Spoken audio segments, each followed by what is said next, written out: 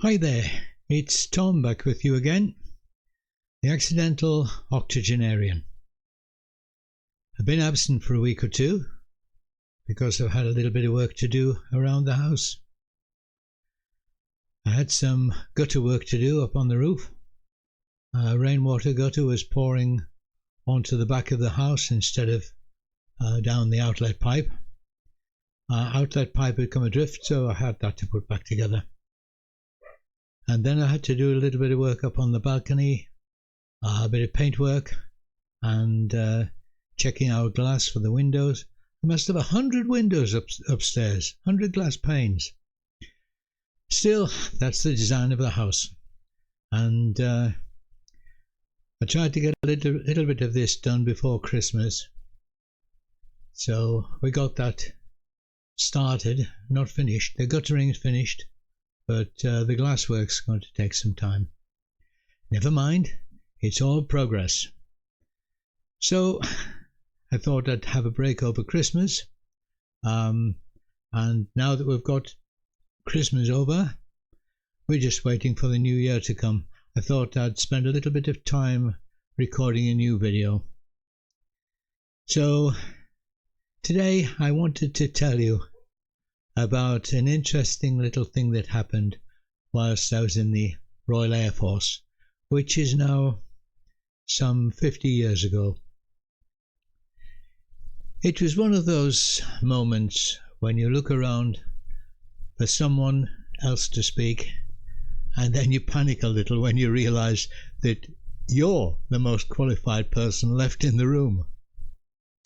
Well, that happened to me in 1975. Unfortunately, it happened at the Battle of Britain Memorial Air Show at Biggin Hill. For those of you who don't know, during the summer of 1940, the Nazis were thinking of taking over Britain, and all that we had were a few aircraft. We didn't have enough. We had a few aircraft and Spitfire and Hurricane pilots mainly, who fought off any attack on Britain, and they actually won. They stopped the invasion. And every year we have a celebration which is called the Battle of Britain Memorial Air Show. It's at several places throughout the country, but this particular time in 1975 it was at Biggin Hill.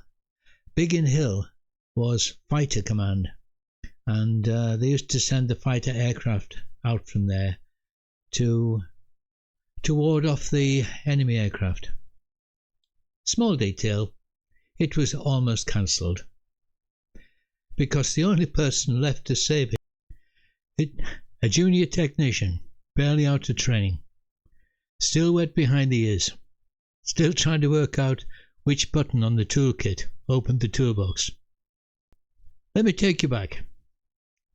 I was working with the Ground Radio Installation Squadron, the Royal Air Force's go anywhere, fix anything, don't ask questions group. If the military needed radios installed, repaired, resurrected or reinvented, they sent us. And that year they needed us at Biggin Hill fast. Fast because the Battle of Britain Memorial Air Show was only about a week away. And the control tower, the heart of everything, had spent the last 11 months as a children's play school. The crayons were still warm. Finger paint was still drying. Not exactly air traffic control chic. Our job? Turn the playroom back into a fully functioning control tower. 6 of us arrived. An admin officer, a warrant officer who was also admin but who was in charge of us, a chief technician, a corporal, and me and another junior technician. A simple install. A few radios, a few panels, a few antennas, nothing dramatic, nothing stressful. Nothing involving panic, disaster, or last-minute heroics. Oh, how wrong I was. First, the corporal and the other junior technician worked upstairs in the control room, installing the control panels, whilst we organised and arranged the radio racks in the basement. Then it began. The other junior technician, same rank as me, disappeared one morning. Not mysteriously. He was caught for the third time messing with his motorcycle instead of the equipment. So, back to base with him. That left 5. Then the admin officer was needed somewhere else. Administration emergency, probably involving a pen, a form, or a cup of tea. 4 left. Then the corporal, the guy who actually knew what he was doing because he'd been here before, was reassigned to a specialist job. Of course he was. I think it may have been Cyprus, but I don't quite remember. 3 left. Now it's me, a warrant officer who only handled paperwork, and the chief technician. Thank heavens for chief technicians, someone who knew what was going on. Yep, 3 left. So naturally, of course, the chief technician gets called away for a hospital appointment he'd been waiting for. Didn't he? Absolutely fair. Terrible timing. 2 left. Note at this point there was only an admin warrant officer and me. Reinforcements were needed quickly. Then we hit the real problem. After the telephone had just about melted, we found that every job between here and around the globe, there was no one else. No backup, no reinforcements. Not a single radio qualified person anywhere within reach. The entire Battle of Britain Memorial, radios, communications, pilot safety, everything now depended on me. I frantically looked around me and found I was still on my own.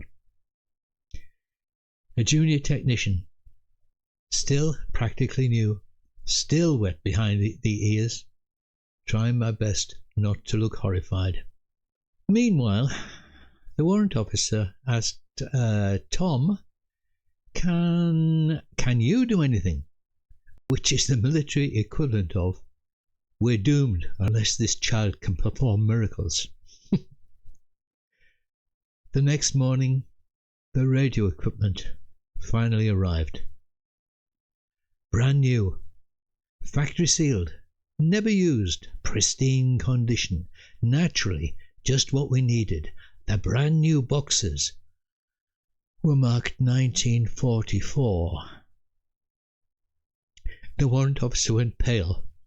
I didn't tell him that most radio amateurs, myself included, used ex-military gear of exactly the same vintage. To me, it was basically familiar technology. To him, it was like we'd been asked to run the air show on something Marconi had disposed of. But I kept quiet and said, No, it's fine, really, perfectly fine. Because when all you have left to cling to is an admin warrant officer, you say anything to keep him from fainting. To his credit, he said that because there were only the two of us in a difficult situation, he admitted that he knew nothing about the job itself, but if there was anything I needed, he was quite prepared to roll up his sleeves and for me to use him as my go-for this job. Well, I pulled cables, I connected panels, I mounted radio, I tested circuits, I untangled spaghetti that somehow used to be wiring. And by some miracle, or maybe caffeine, or just blind luck, everything came to life. The radios worked beautifully, except for there was no audio coming down from the control room at the top of the tower. Now, by law, every air traffic message has to be recorded. 2 brand new tape decks had been delivered, both dead. The radios were in the basement, and the control panels, called mincoms, and tape recorders were at the top of the tower. For a moment the phrase, "Not my job, Chief," echoed in my head. But we were in this for the best outcome. After a long investigation, I found the real cause. The tape recorders were killing the audio. A modification was needed to cure the problem.